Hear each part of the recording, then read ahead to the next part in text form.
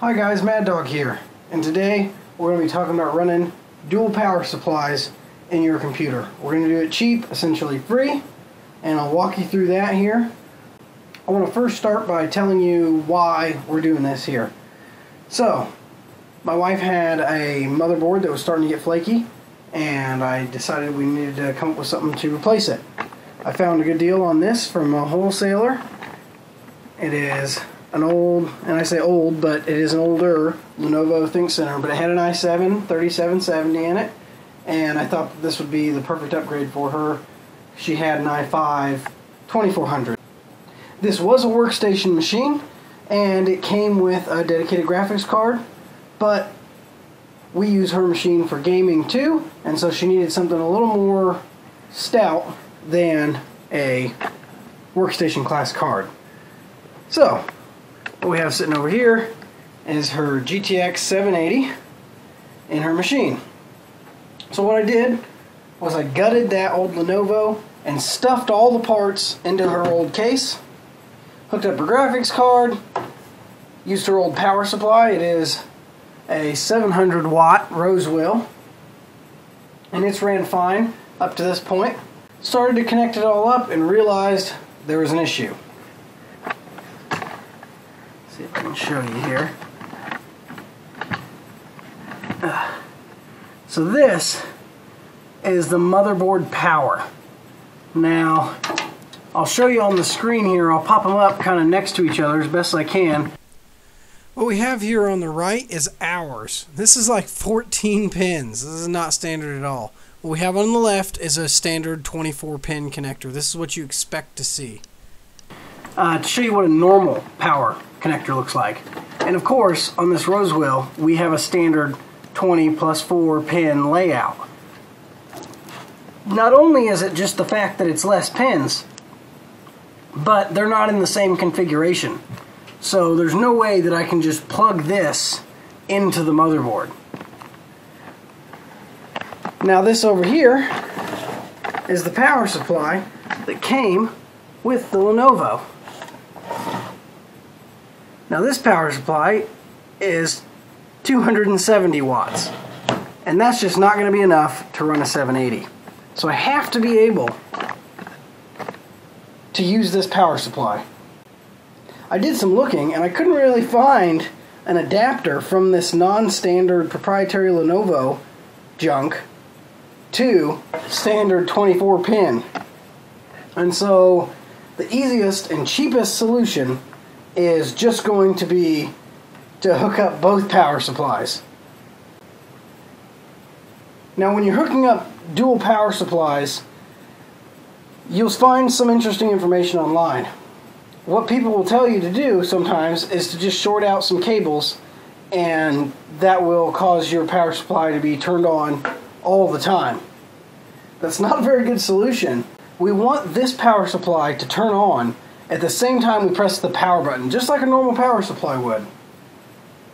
Now you'll also find online that there are kits so that you can just plug in an adapter in between your two power supplies and you can run two power supplies.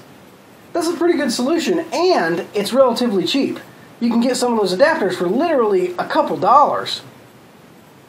The problem, of course, is that it's for standard 20 or 24 pin connectors, so you're not going to find something that's going to allow you to mod these together right out of the box. So we're going to have to do it, and I'm going to show you guys how to do that here today. Basically, all we're going to be using is a couple pieces of wire. This is just some thick speaker wire. It doesn't have to be thick. And I've got some electrical tape. And I have some side cuts here that we're going to be using. Now I'm probably going to get some hate online. I've seen some people talking about, you've got to solder wires together and make sure because the power being transferred. But here's what we're doing here, guys. We're going to take the wire that tells the power supply to turn on, and we're going to wire that up into the other power supply so that essentially when the motherboard tells the power supply to turn on here, it's going to be wired together so the big power supply turns on and we get what we need. since all that is basically an on wire, there's almost no current going through there. It's not like you're transferring a bunch of power. There's not 100 watts, there's not 200 watts, there's nothing ridiculous being transferred through. So we're not going to do any soldering. This is going to be very easy and essentially free if you can find a piece of speaker wire. This power supply is plenty big to do our whole job. So what I'm going to do is just wire this one up to power CPU. It's going to be wired up with 6 pins to power the graphics card, and it's going to do all the fans. This power supply's job is only going to be the motherboard. The one thing that appears to be standard on this is that there's a green wire. Now, the green wire on the power supply, on a standard power supply that is, signifies that it is the power on wire. And so this is the one we're going to cut into, and we're going to wire it into that. Also, a black wire is typically associated with a ground, or what is a lot of times written in the diagrams as a COM wire. And so we need one of those too, just because we need to also ground out that connection, because you can't just send that over there and have it not ground back. All I'm going to do, I'm not even going to cut them open. I'm just going to strip off some of the sheathing here, some of this rubber, and make a gap. So essentially, I'm just going to grab it a little bit, and this is kind of a feel thing. I definitely don't want to cut it because I don't want to have to put it back together, but I'm just pulling and adding a little bit, and you'll feel as it starts to get to metal, and as you can see, hopefully you can see, I have stripped it down. And so the wire's still there, it's just pushed to the side. And I've done the same thing to the negative side already. And this is any one of the black negative COM wires. So green wire on, black negative COM wire, we need those.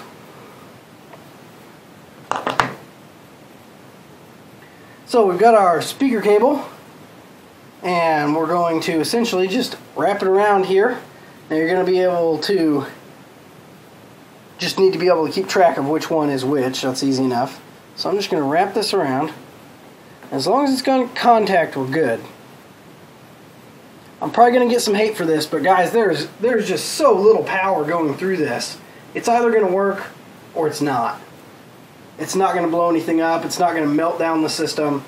Worst case scenario, we lose connection, and that second power supply shuts off, which in turn will shut the system down, because the system will detect that there is no CPU power, and it will just shut itself down. So easy enough. So we're just going to add some tape.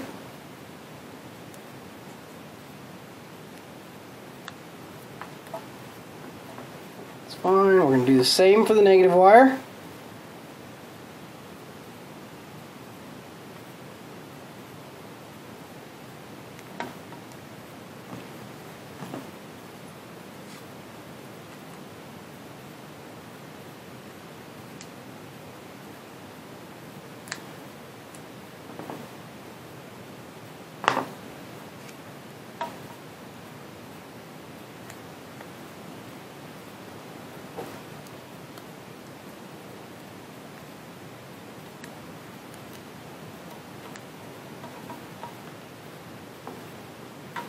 Okay, so what I'm going to do here, hopefully get some light on it, I'm going to take a look, I'm going to find my green wire, which is this one, and I'm just going to put it into the green slot here, just like so, just like it would be plugged into the motherboard. And it looks like the very next one is ground, which I'm actually going to go to, because the next two are ground. And I'm just going to push them in like that. Now for some tape. Same thing, just some electrical tape, nothing fancy. Make sure it's pushed all the way in.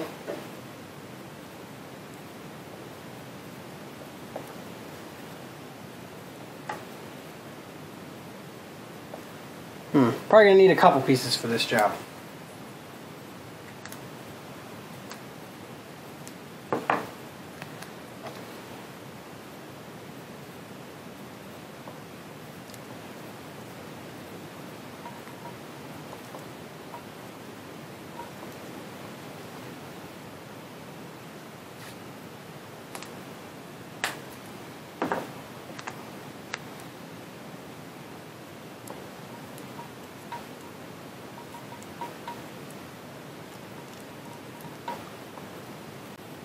So now we've got the wires we need plugged in. It should just come on as soon as I press the power button.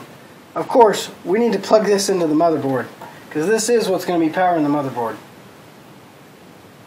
Now obviously you can kind of put your power supply anywhere. You might not have a good spot to put it. You might have to do some mods to your case. In this case, we've got a perfect spot down here because we're not using these drive slots. And let's pull these power out of our way a little bit.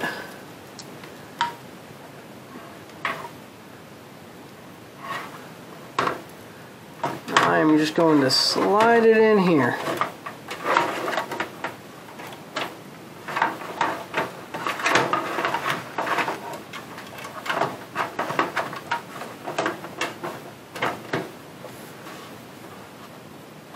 There we go. Let's get these PCI Express power cables out. Should be able to. Okay, we're plugged into the motherboard. So what we need to do now is just plug in our power. And this card is one 8-pin and one 6-pin. I've got a power cable just ran through the back of the case, and the air is being sucked out of this bottom power supply and this way toward the back of the case. And so kind of it's inletting in the front of the case. So this is kind of acting as a fan. It's not going to be pulling very much power, so this will be moving plenty of air to keep itself cool. Let's move it down to the ground and see if we've got any luck here.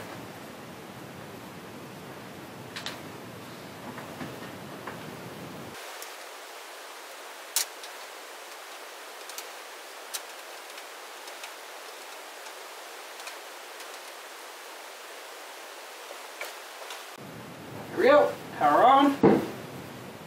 We've already got lights, that's a really good sign. Because once again, this is only powering the motherboard. So anything else that comes on is powered by the other power supply. So lights, graphics cards, fans are spinning. It's booting, here we go, into Windows.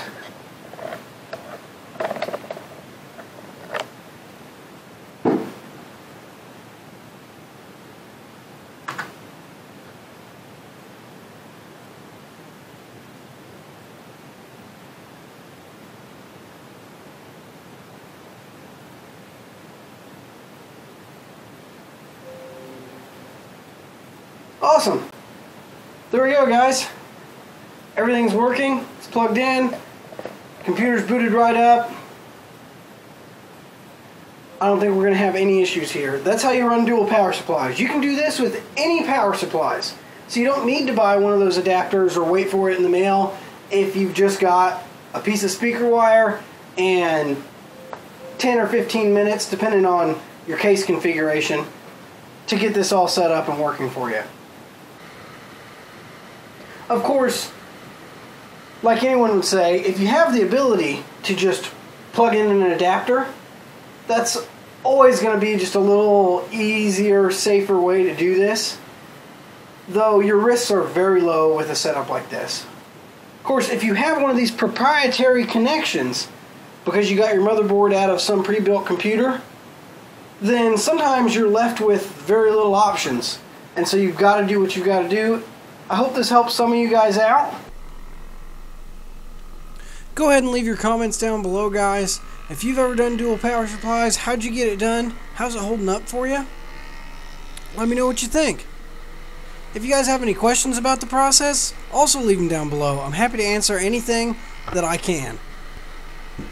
Otherwise, if you like this video, you guys know what to do by this point. Go ahead and hit that like button down below. If you like what we're doing on the channel here, go ahead and hit that subscribe button, and I hope to see you all next week. Thanks for coming along.